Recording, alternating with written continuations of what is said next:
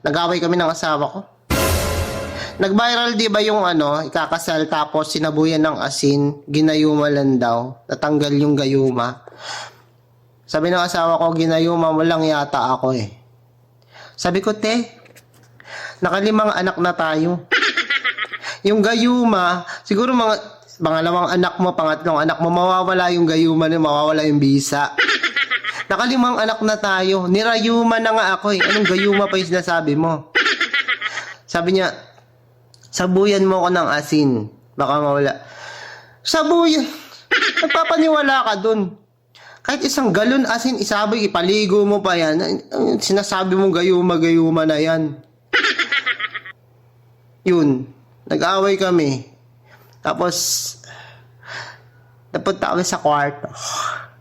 Yun, doon ko siya sinabuyan. Ay, anong sinaboy ko sa kwarto? Why?